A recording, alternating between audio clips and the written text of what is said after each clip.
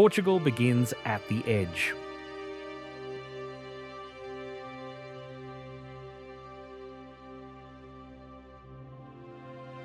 The westernmost point of continental Europe, where cliffs drop into the Atlantic and the ocean stretches unbroken toward horizons that once held only mystery and fear.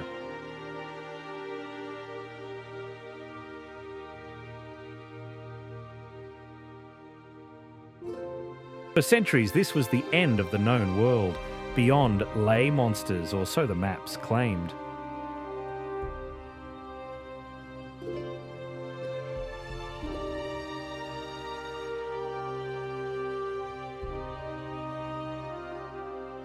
But the Portuguese looked at that endless blue and saw possibility. They built ships that could survive storms no one else dared to face. They learned to navigate by stars, invisible from Mediterranean ports.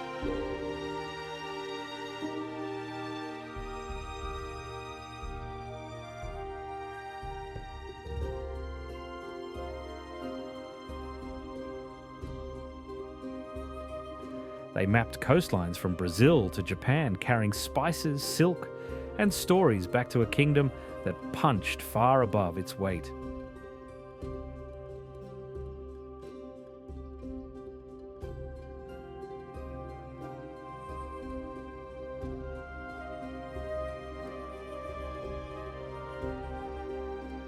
That maritime legacy is everywhere here, in the tiles that line city walls depicting ships and sea creatures, in the fortresses guarding river mouths, in the food, heavily influenced by colonies scattered across 3 continents, even in the language itself, which more than 250 million people speak today, from Lisbon to Luanda to São Paulo.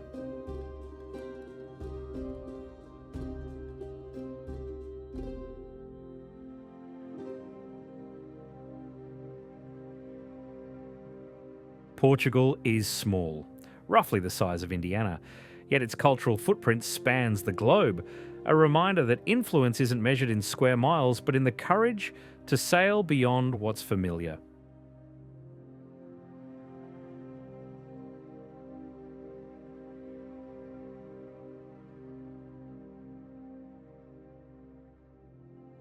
Today, Portugal balances its past with a modern present. Cities blend medieval castles with contemporary art. Ancient fishing villages now host surfers from around the world. Vineyards that have produced wine for millennia now welcome visitors who come as much for the views as the vintage.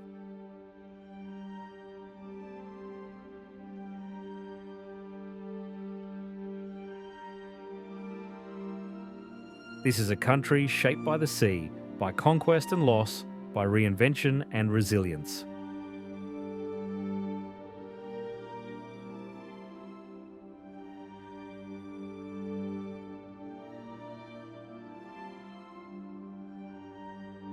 A place where every town tells a different story.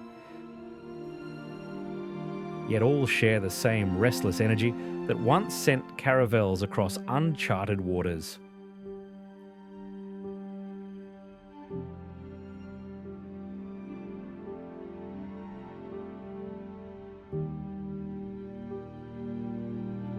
The Tagus River, the longest on the Iberian Peninsula, empties into the Atlantic at Lisbon. For centuries, this estuary served as Portugal's gateway to the world. Ships departed from here bound for Africa, Asia, and the Americas. Many never returned.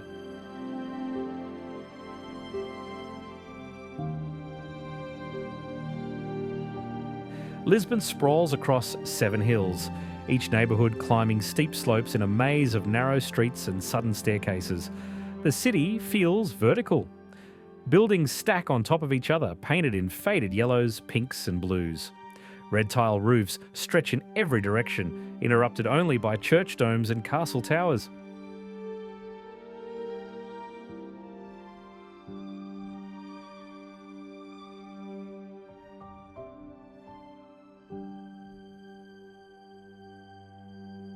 At the city's heart, the Alfama district clings to the hillside below São Jorge Castle.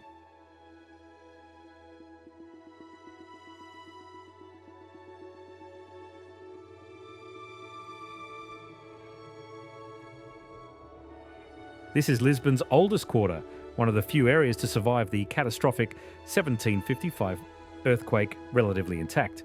Streets here don't follow grids or logic. They twist and turn, climbing, descending, doubling back on themselves. Laundry hangs from iron balconies. Tiles cover entire facades, geometric patterns or hand-painted scenes of daily life.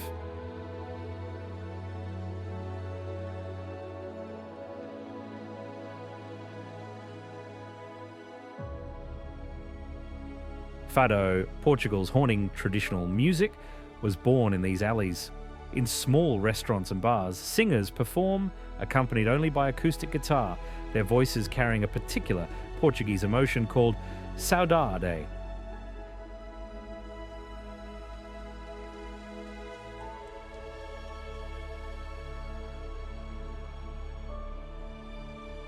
It's often translated as longing or nostalgia, but the word holds deeper meanings.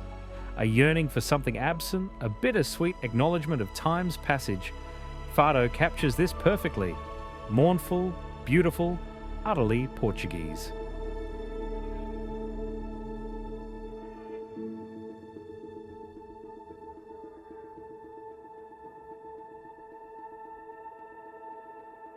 Above Alfama, San Jorge Castle commands the highest hill. Moors built the original fortress in the 11th century. Later, Portuguese kings expanded it, making the castle their residence until the 16th century, when the royal family moved to a palace closer to the river. Today, the castle serves as a viewpoint. From its ramparts, the entire city unfolds. The red roofs, the blue river, the 25D Arboral Bridge stretching across the Tagus like a rusty orange twin to San Francisco's Golden Gate.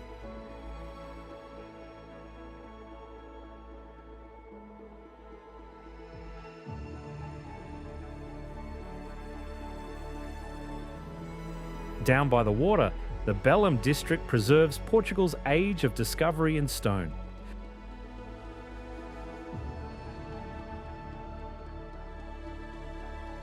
The Belém Tower, built in the early 16th century, once guarded the entrance to Lisbon's harbour. Ships setting out for distant lands passed beneath its watchtowers, carrying explorers like Vasco da Gama, who opened the sea route to India, and Ferdinand Magellan, who led the first expedition to circumnavigate the globe. The tower itself is a masterpiece of Manueline architecture, a uniquely Portuguese style that flourished during the reign of King Manuel. Stone carvings depict ropes, anchors, coral, and sea creatures, maritime motifs woven into every surface. Its defensive structure turned decorative art, a fortress that doubles as sculpture.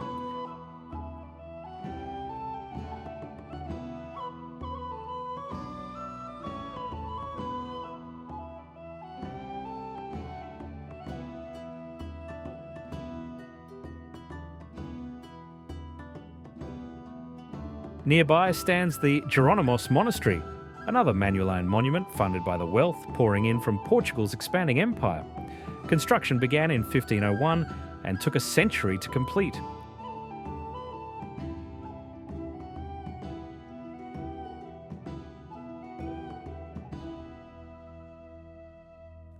The facade is a riot of carved stone, every inch decorated with saints, kings, botanical designs, and navigational instruments.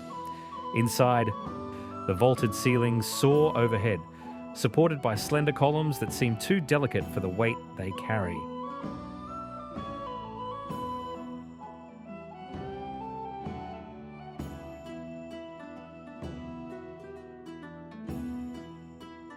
Vasco da Gama is buried here, his tomb a pilgrimage site for those who understand what his voyages meant for global history.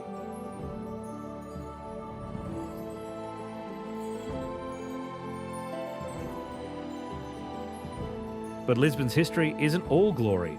On November 1st, 1755, All Saints' Day, a massive earthquake struck.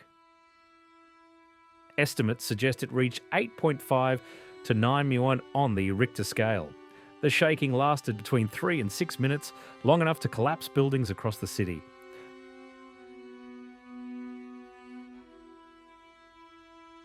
Fires broke out immediately, spreading through the rubble. Then, About 40 minutes after the initial quake, a tsunami struck. Waves up to 20 feet high swept through the lower city, drowning those who had fled to the waterfront for safety.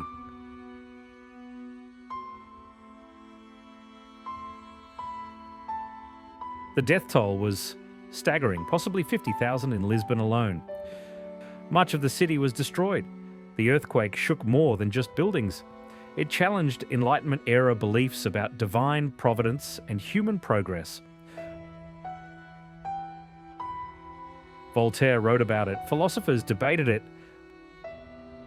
The disaster became a defining moment in European intellectual history. Rebuilding began quickly under the direction of the Marquis of Pombal, the king's chief minister.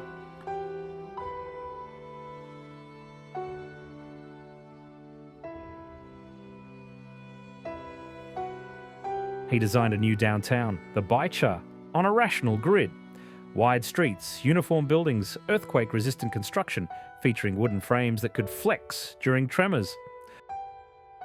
Pombaline architecture, as it's now called, gave Lisbon a cohesive centre, elegant and functional. The Baixa remains the city's commercial heart, a testament to 18th century urban planning. Lisbon's iconic yellow trams rattle through these streets. Tram 28 being the most famous. The route winds through Alfama, Baixa and up to the hilltop neighbourhoods, offering tourists a moving tour of the city's topography.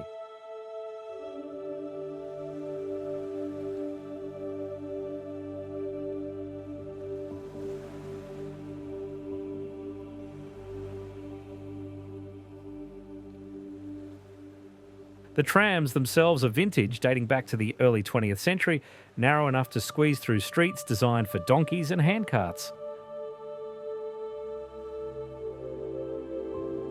Modern Lisbon has embraced contemporary culture without abandoning its past. The MAT, Museum of Art, Architecture and Technology, sits on the waterfront in a striking white building that seems to ripple like waves.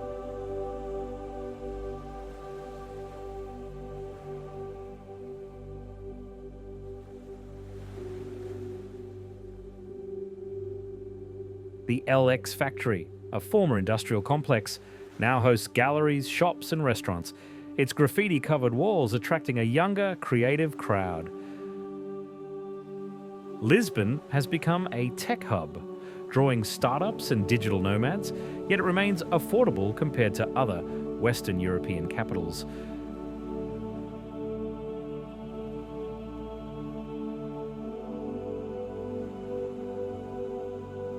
Food in Lisbon reflects the city's maritime history. Bacalhau, salted cod, is the national dish, prepared in supposedly 365 ways, one for each day of the year. The fish comes from Norwegian waters, dried and preserved for the long journey back. Pastéis de nata, custard tarts dusted with cinnamon, are another staple, best eaten warm from the oven. The original recipe, still a secret, comes from the Geronimos Monastery, where monks created them centuries ago. Today, the nearby Pastéis de Belém bakery serves thousands daily, the lines stretching down the block. North of Lisbon, roughly 30 kilometres inland, the hills rise into a microclimate of mist and forest. Sintra, a town that feels pulled from a fairy tale.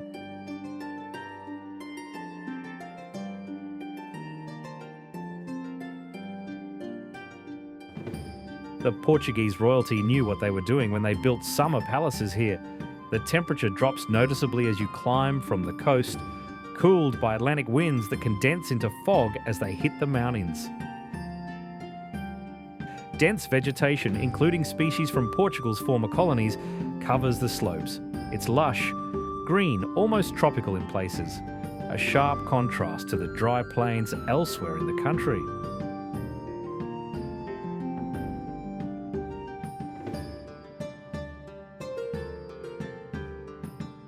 At the heart of Sintra sits the National Palace, recognisable by its two enormous conical chimneys rising from the kitchen. The palace dates back to Moorish times, though most of what stands today was built by Portuguese kings in the 15th and 16th centuries.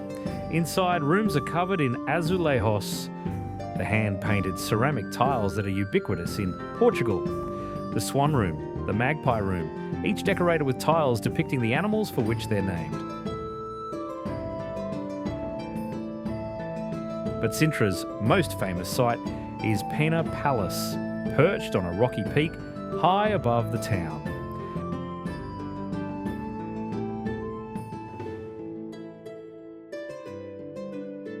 Built in the 19th century by King Ferdinand II, it's a romantic era fantasy brought to life.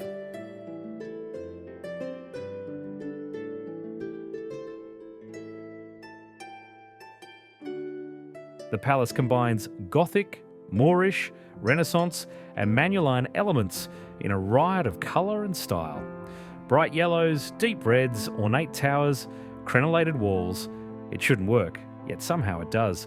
A joyful architectural experiment visible for miles.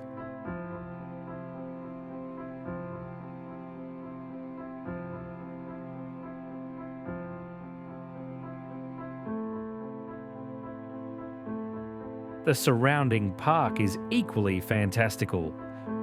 Winding paths lead through dense forest to hidden grottos, ornamental lakes and exotic plants from around the world. On foggy days, and there are many, the palace appears and disappears in the mist, adding to its dreamlike quality.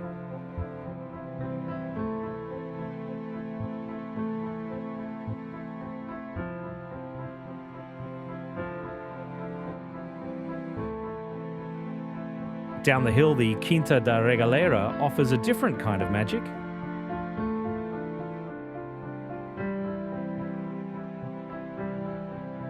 Built in the early 20th century, the estate features Gothic towers, underground tunnels, and the famous Initiation Well. Not actually a well, but an inverted tower descending 9 stories into the earth, connected by spiral staircases to a network of tunnels.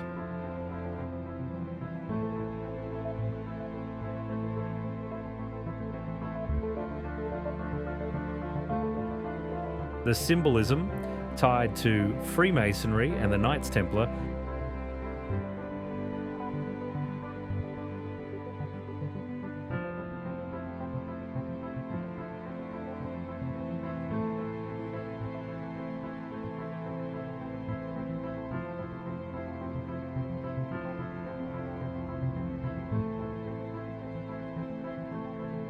is deliberately obscure, designed to create a sense of mystery and initiation.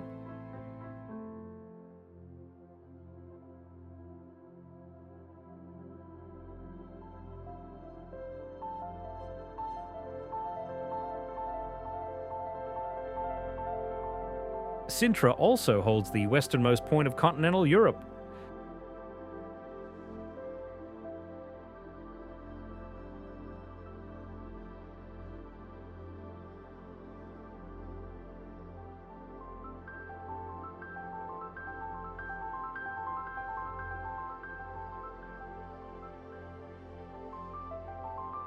Cabo de Roca, where cliffs drop 140 metres into the crashing Atlantic.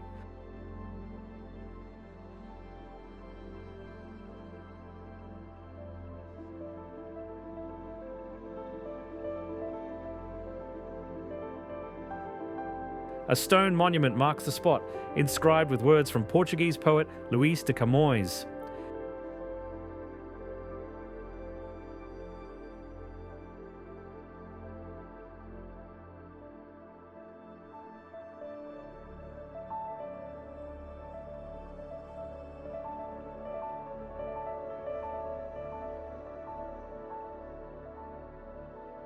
Here, where the land ends and the sea begins.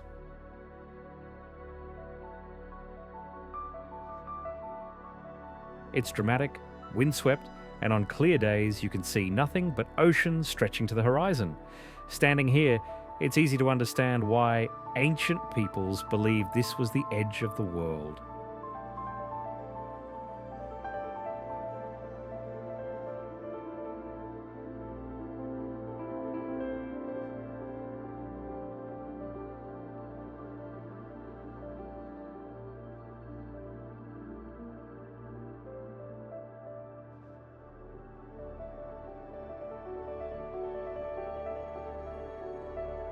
North along the coast, past fishing villages and beach towns, lies Portugal's second city, Porto, built where the Douro River meets the sea.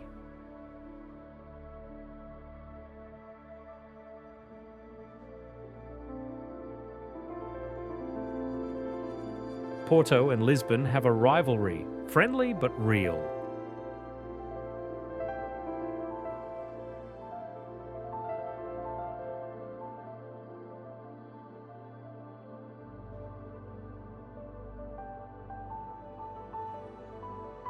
Lisboetas call themselves the capital of culture. Portuenses respond that they built the country's wealth.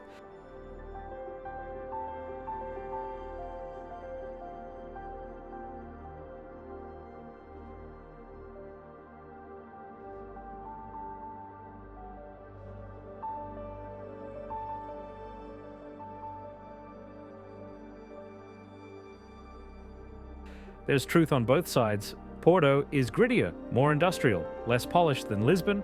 It's a working city that happens to be beautiful rather than a beautiful city that happens to work.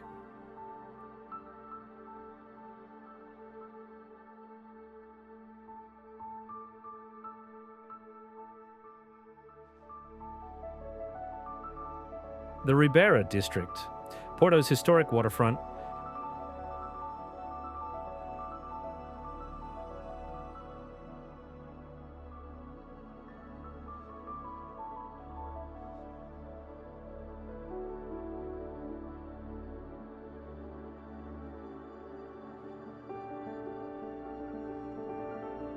is a UNESCO World Heritage Site.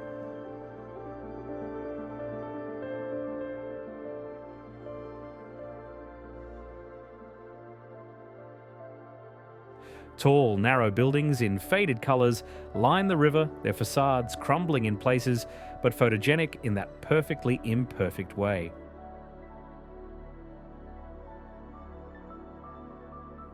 Restaurants and bars fill the ground floors, spilling tables onto the cobblestone quays. Across the river, the city of Vila Nova de Gaia rises on the opposite bank.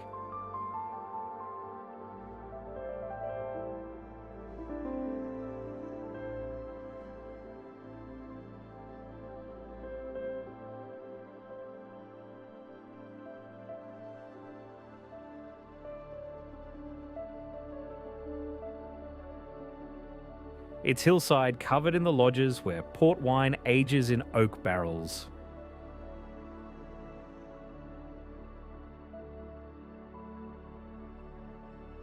Port wine is Porto's most famous export, though technically it's produced in the Douro Valley and only aged in Porto.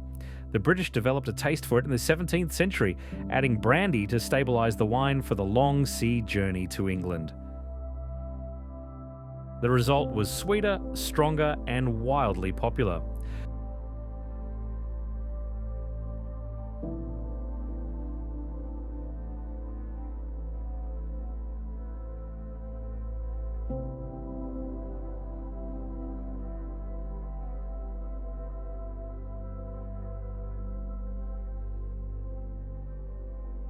British trading houses established lodges in Vila Nova de Gaia, where the wine still matures today.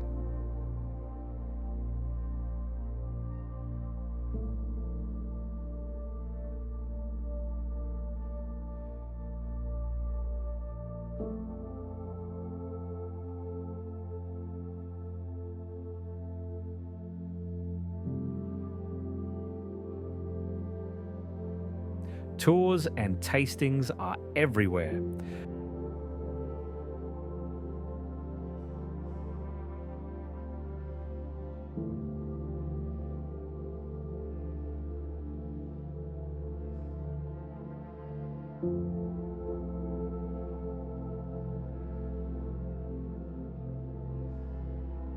From massive operations like Graham's and Taylor's to smaller, family-run houses.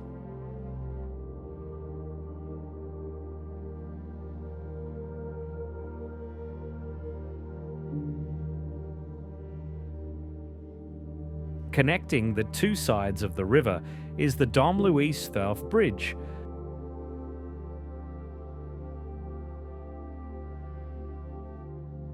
a double-deck metal arch bridge designed by a student of Gustave Eiffel.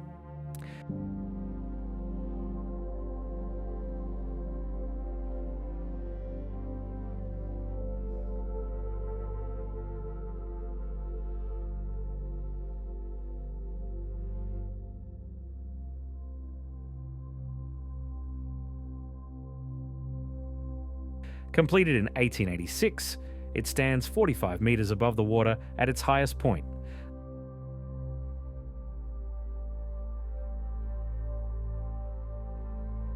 The upper deck carries the metro, the lower deck cars, and pedestrians. Walking across offers dizzying views of the river.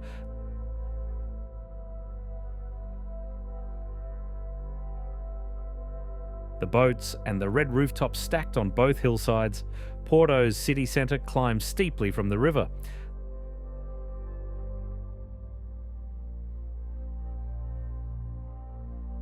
The São Bento train station is worth visiting, even if you're not catching a train.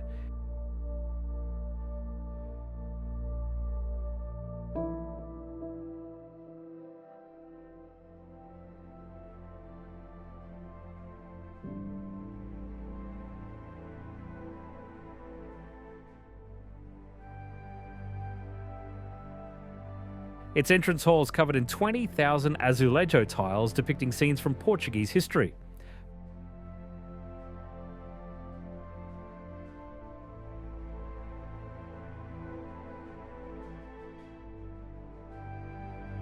Battles, royal processions, everyday life, all rendered in blue and white ceramic.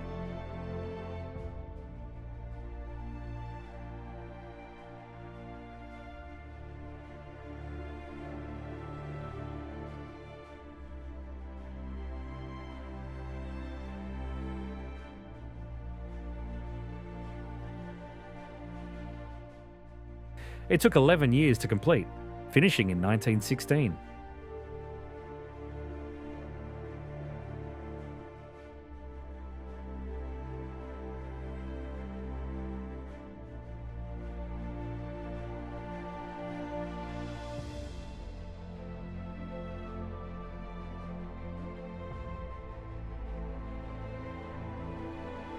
The Livraria Lello, one of the world's most beautiful bookstores, sits nearby.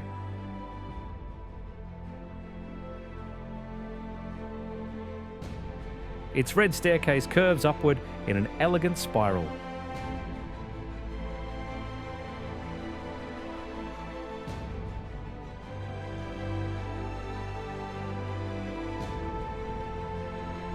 Shelves of books rising on both sides, the stained glass ceiling.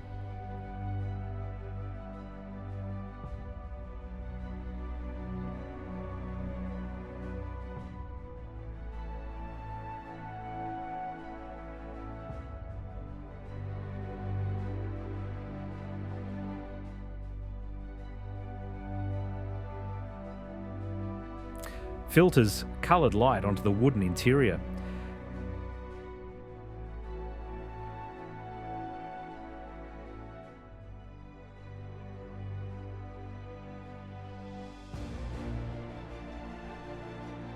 J.K. Rowling lived in Porto in the early 1990s, teaching English, and it's often claimed she drew inspiration from Livraria Lello for the Hogwarts Library.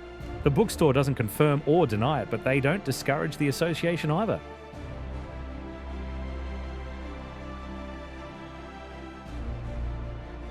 Now so popular that it charges an admission fee, refundable with a book purchase, to manage the crowds.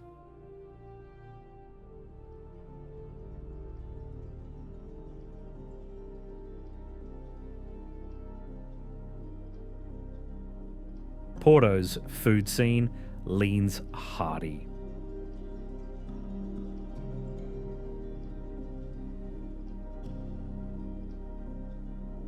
The francesinha, a Porto invention, is a gut bomb sandwich piled with ham, sausage and steak.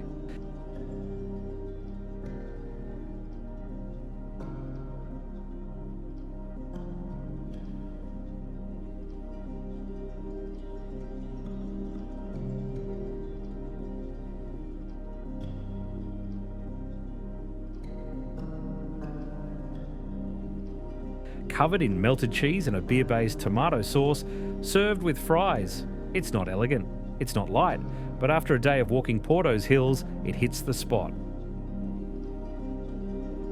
For dessert, try a pastel de nata's northern cousin, the travesseiro, a puff pastry filled with almond cream.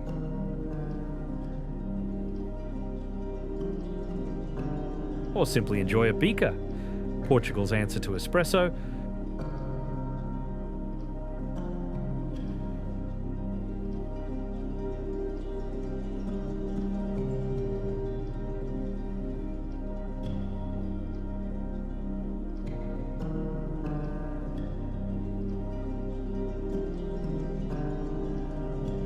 Strong and served in tiny cups, usually at a counter, while standing.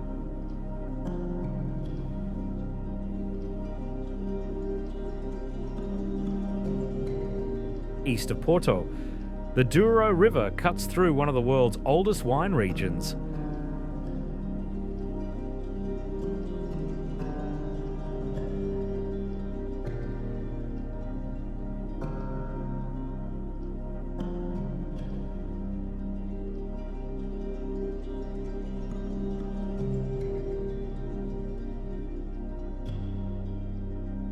The Douro Valley, terraced vineyards climbing impossibly steep slopes.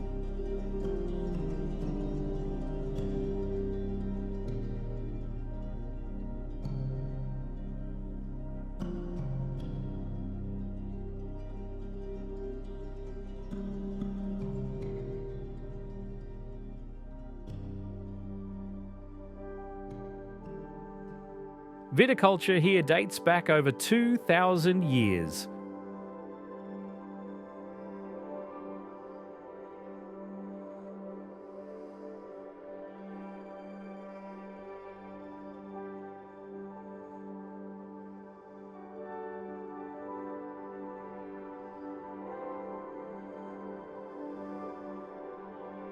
Though the modern landscape took shape in the 18th century when the Marquis of Pombal demarcated the region to regulate port wine production.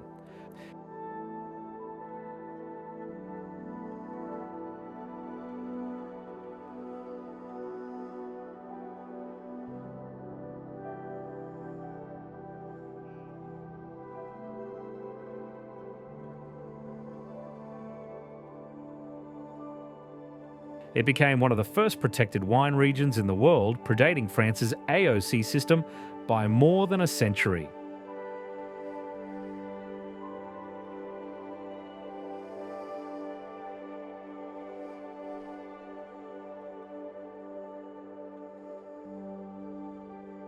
The valley's beauty is functional. Every terrace represents back-breaking labour.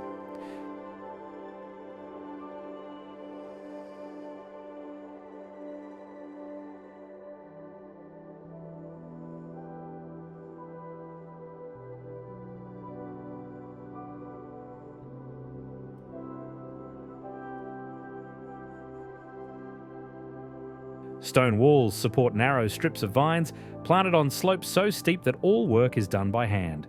Mechanisation is impossible. During harvest, workers carry baskets of grapes on their backs, climbing and descending all day.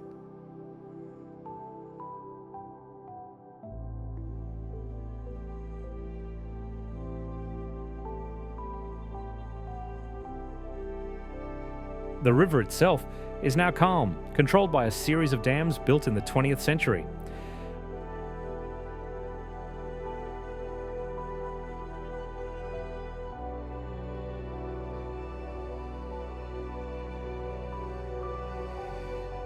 Before the dams, the Douro was wild, dangerous, its rapids drowning men and cargo.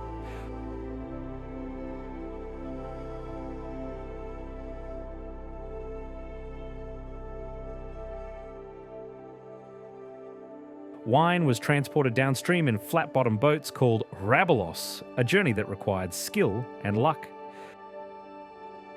Today, rabelos are used for tourist cruises, their colourful sails decorative rather than functional.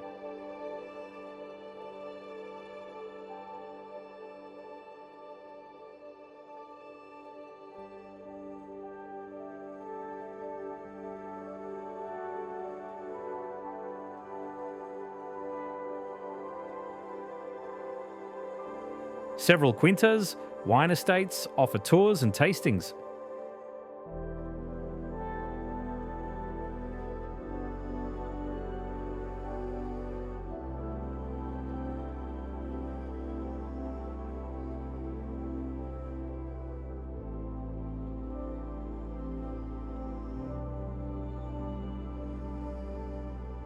Quinta do Vallado, Quinta do Crasto, Quinta da Pacheca, each has its own history and specialties.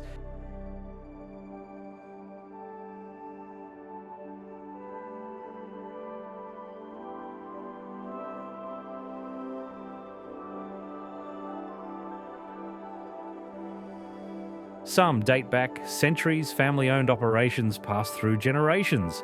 The wines range from young, fresh whites to aged tawny ports that spent decades in barrel.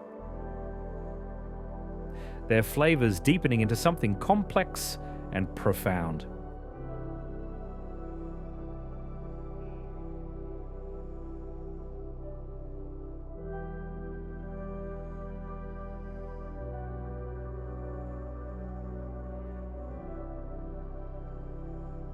The town of Peso da Regua serves as the valley's commercial centre, though it's not particularly charming.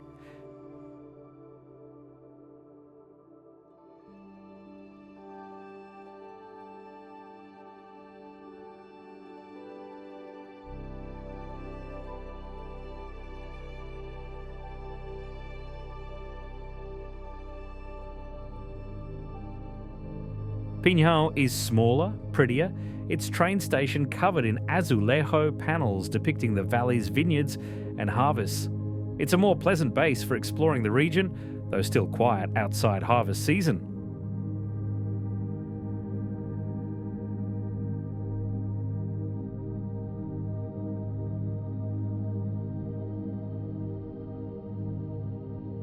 South of Porto, the landscape flattens into the Alentejo.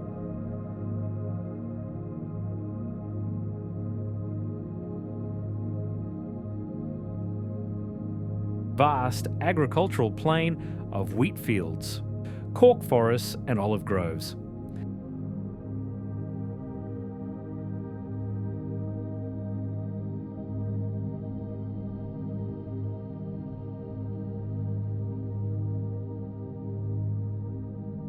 Évora, the region's capital, sits at its heart.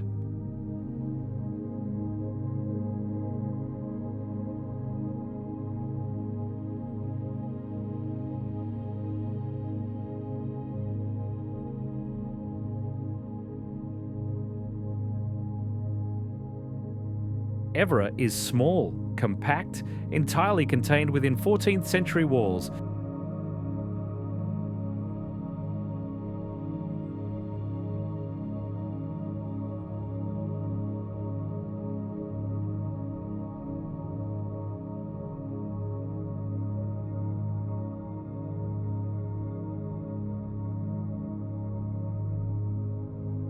Its historic centre is so well preserved that UNESCO designated it a World Heritage Site.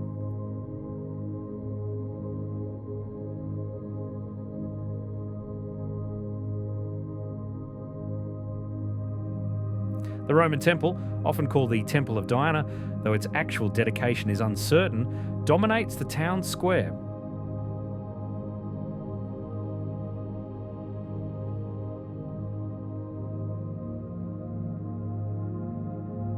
"14 Corinthian columns still stand, built sometime in the 1st century AD when Évora was an important Roman settlement.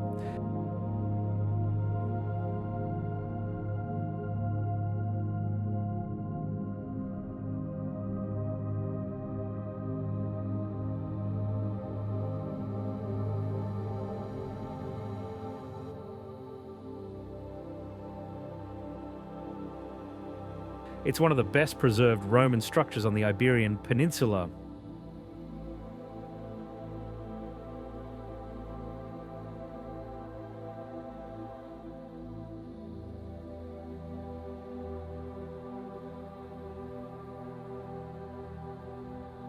Down a side street, the Chapel of Bones confronts visitors with mortality.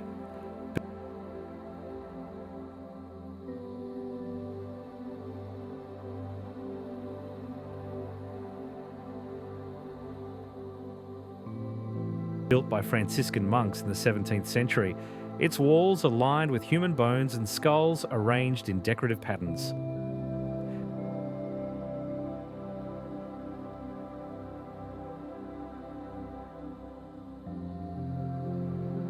The entrance bears an inscription.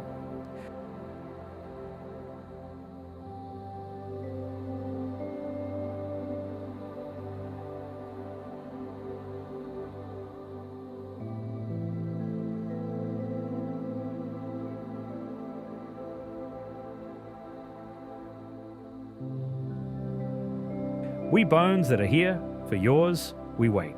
It's macabre, but not ghoulish.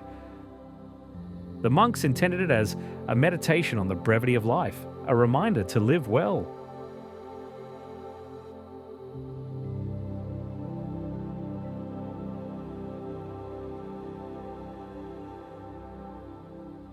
Évора's cathedral, begun in 1186, combines Romanesque and Gothic elements.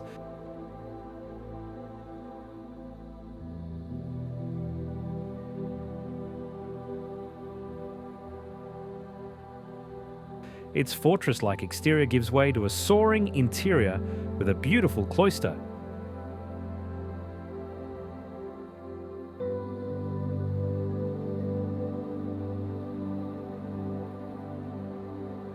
From the rooftop terrace, the entire town spreads below.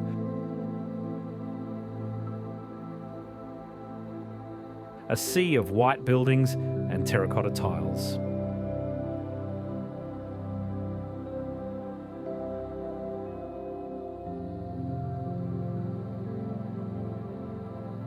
The Alentejo is also cork country. Portugal produces over half the world's cork, most of it from this region. Cork oak forests cover vast areas, the trees harvested every 9 years in a sustainable cycle that's been practiced for centuries.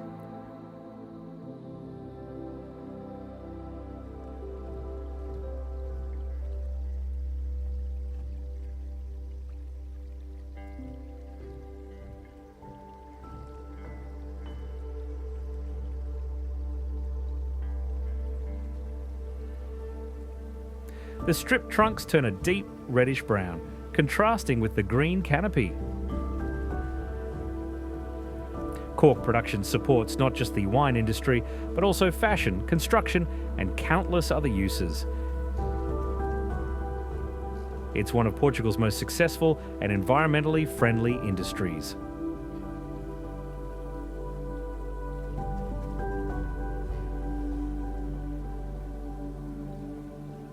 South from Évora.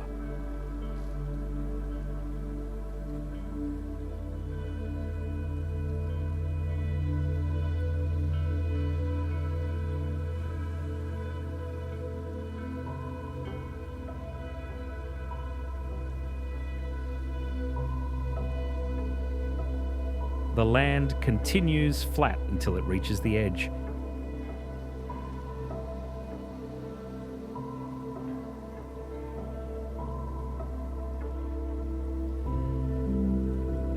The Algarve, Portugal's southernmost region, where Europe meets the Atlantic in a dramatic collision of cliffs and beaches.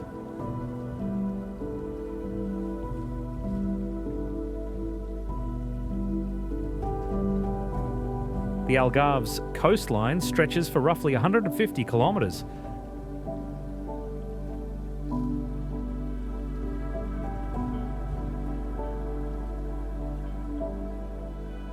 A mix of golden sand beaches, hidden coves, and towering limestone formations sculpted by waves and wind.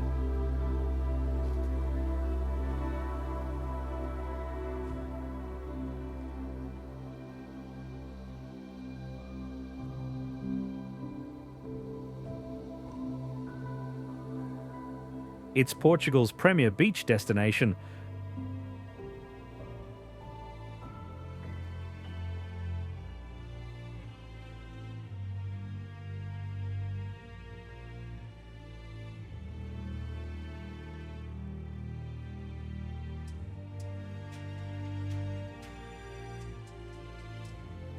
Drawing millions of tourists annually, especially from Britain and Germany.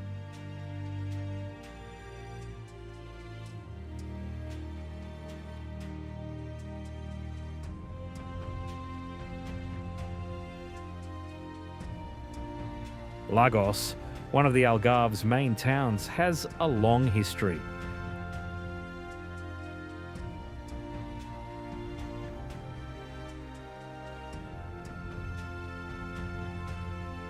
It served as a departure point for many of Portugal's maritime expeditions.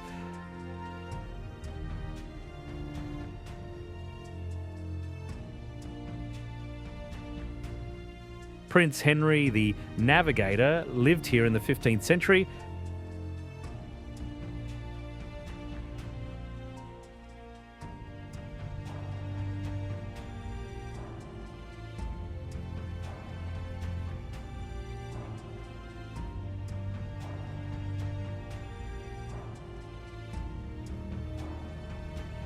Founding a navigation school that trained the sailors who would map the African coast. The town's historic centre retains its charm despite the tourist influx, with cobblestone streets and traditional architecture.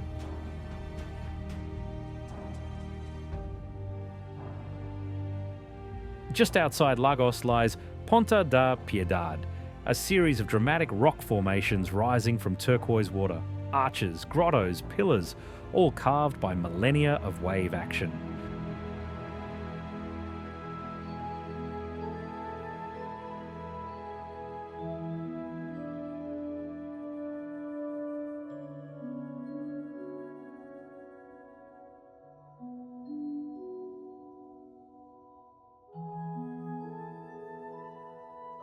Boats offer tours through the formations, navigating narrow passages between towering cliffs. The light at different times of day turns the rocks gold, orange, deep amber.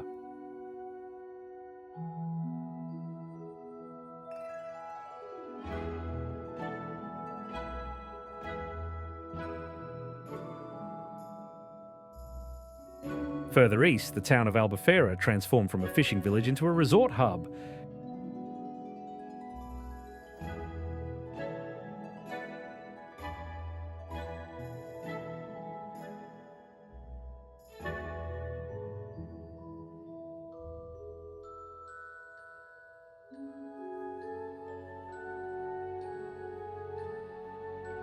It's crowded, commercialised, filled with beach clubs and nightlife. Not everyone's taste, but it serves a purpose, concentrating tourism in specific areas and relieving pressure on quieter towns.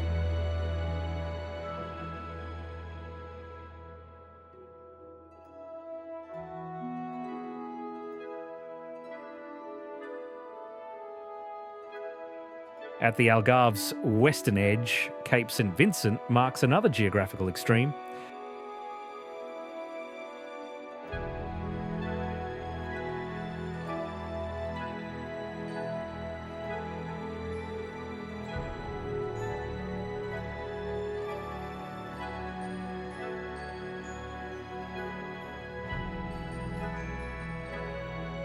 The ancient Romans called it Promontorium Sacrum, the sacred promontory, believing it was where the sun sank into the ocean each night. A lighthouse now occupies the windswept headland, one of the most powerful in Europe. The cliffs drop 75 metres straight into the Atlantic.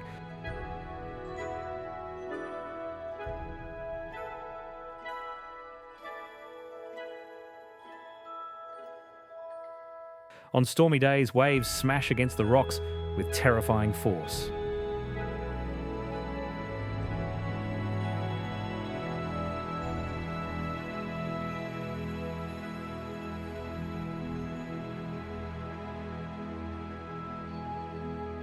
Nearby, the town of Sagres holds historical significance as the site of Prince Henry's navigation school.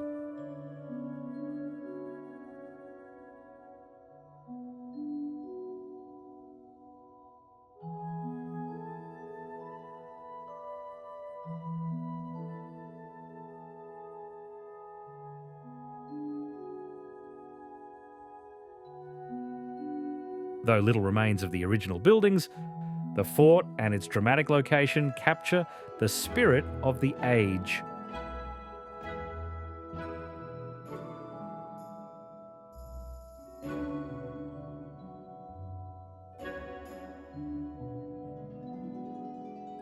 Standing at the edge of the continent, looking west across endless ocean, it's easy to imagine the mixture of excitement and terror those early sailors must have felt.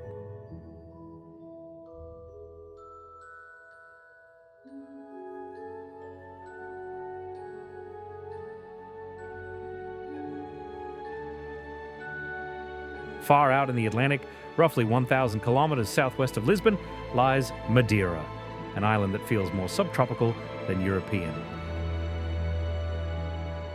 Madeira is volcanic, rising steeply from the sea to peaks over 1,800 metres high.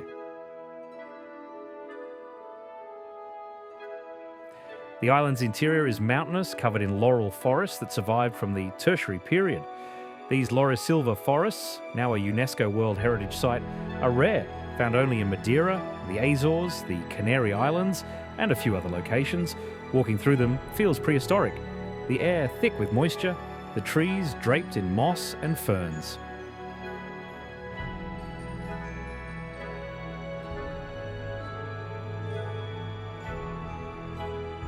Funchal, the capital, sits on the southern coast in an amphitheatre of hills. The city's most famous feature is its cable car, which climbs from the waterfront to the hilltop neighbourhood of Monte. At the top sits the Monte Palace Tropical Garden, filled with exotic plants, koi ponds,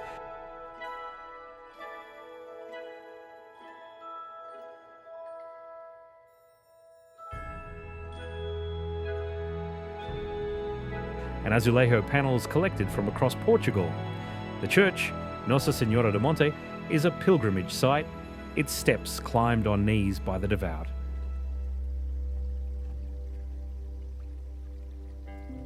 The traditional way down from Monte is in a wicker toboggan. These wooden sleds, guided by two men in white uniforms and straw hats, career down the steep cobblestone streets at surprising speed.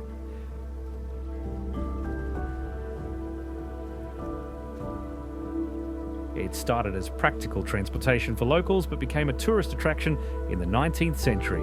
It's thrilling, slightly absurd, and quintessentially Madeiran.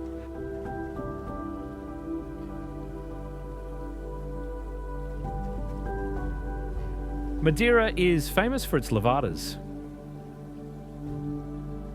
irrigation channels that carry water from the wet northern side of the island to the drier south. Built over centuries, these channels create a network of hiking trails, many following narrow ledges cut into cliff faces. Levada walks range from easy strolls to challenging treks, all offering spectacular views of the island's dramatic topography.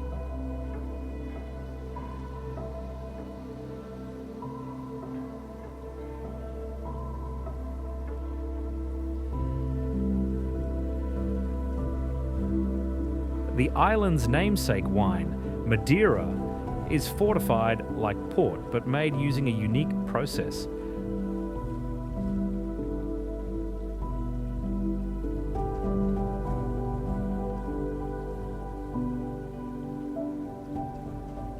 The wine is heated, either naturally in attics or artificially in heated tanks, giving it a distinctive caramelized flavour.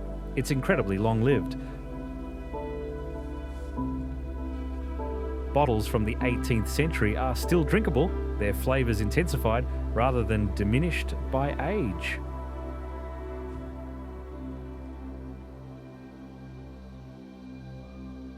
Even further west, 1,500 kilometres from mainland Portugal, the Azores archipelago rises from the mid-Atlantic ridge, 9 volcanic islands scattered across 600 kilometres of ocean.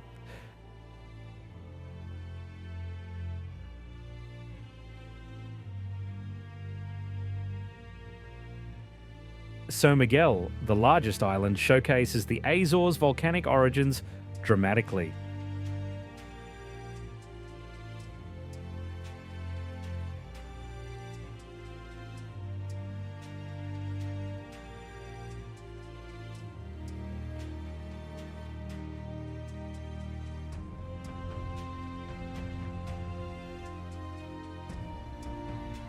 Set Cidades, a massive caldera in the island's west, contains two lakes, one blue and one green, sitting side by side in the crater. The colour difference, caused by light and algae, creates a surreal landscape. A Miradouro viewpoint on the crater rim offers one of the most photographed scenes in Portugal.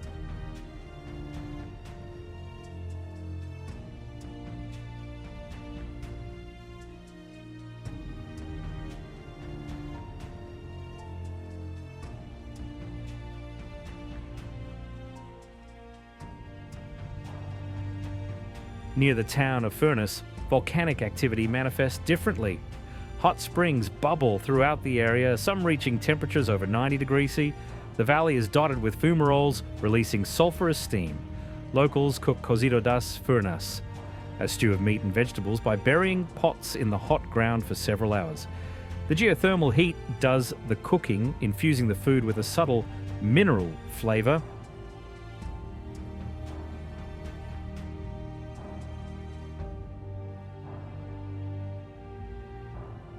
Furnas also has thermal baths, both public and private.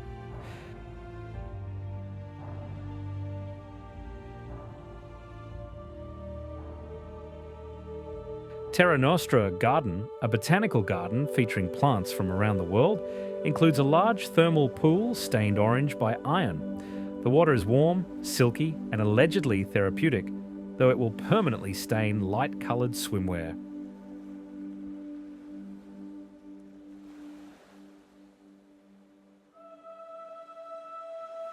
The Azores remain relatively undiscovered compared to mainland Portugal or Madeira. Tourism is growing but still modest. The islands attract hikers, whale watchers, and those seeking unspoiled nature. The waters around the Azores are rich in marine life. Sperm whales, blue whales, dolphins, and sea turtles pass through or reside here.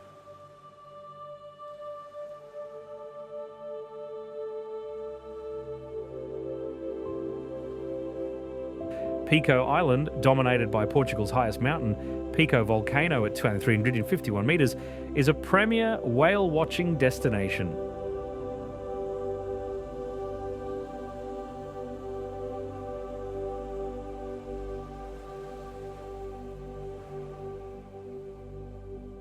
The Azorean people are distinct, shaped by isolation and the sea. Many emigrated to North America, particularly to New England, where sizable Azorean communities still exist. Those who stayed developed a culture of resilience, adapting to an environment where volcanic eruptions, earthquakes, and storms are regular occurrences.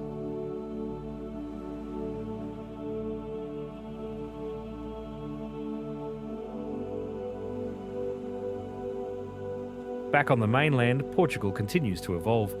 The country that once ruled an empire spanning 4 continents is now a member of the European Union, its economy modernising, its population ageing.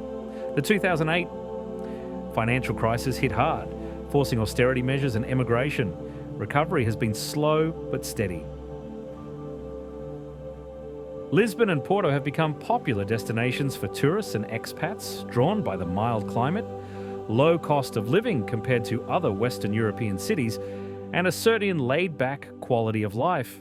This attention brings benefits, economic growth, cultural exchange, but also challenges. Rising rents displacing locals, historic neighbourhoods becoming tourist zones, the delicate balance between preservation and change. Yet Portugal retains something essential, a sense that time moves differently here. That coffee should be savoured, not rushed. That a good conversation is more valuable than a busy schedule. That the sea, which gave so much and took so much away, remains central to the national identity.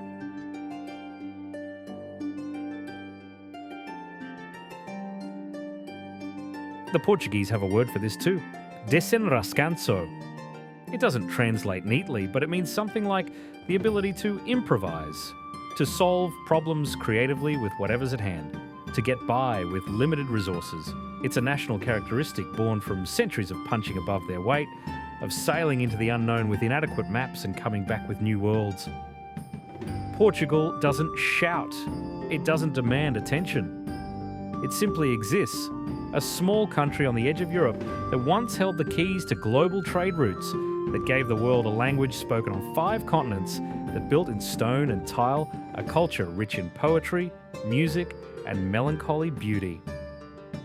From the windswept cliffs of Cape St Vincent to the volcanic peaks of the Azores, from the port lodges of Vila Nova de Gaia to the custard tart bakeries of Belém, Portugal remains a place where history is present, where tradition and modernity coexist, and where the Atlantic isn't a boundary but an invitation to explore beyond the horizon.